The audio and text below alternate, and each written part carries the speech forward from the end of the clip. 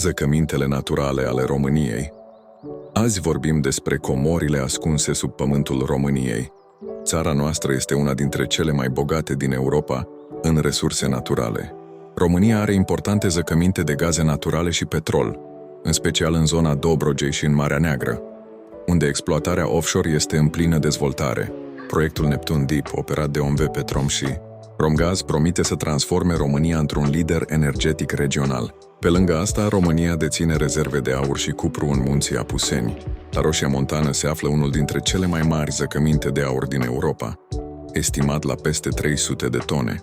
Țara mai are și resurse rare, precum grafit, uraniu și sare, exploatate de zeci de ani. Sarea de la Slănic și Praid nu este doar importantă economic, ci și turistic. Dar bogățiile subterane vin cu întrebări importante. Cine le exploatează? Cum sunt protejate mediul și comunitățile locale?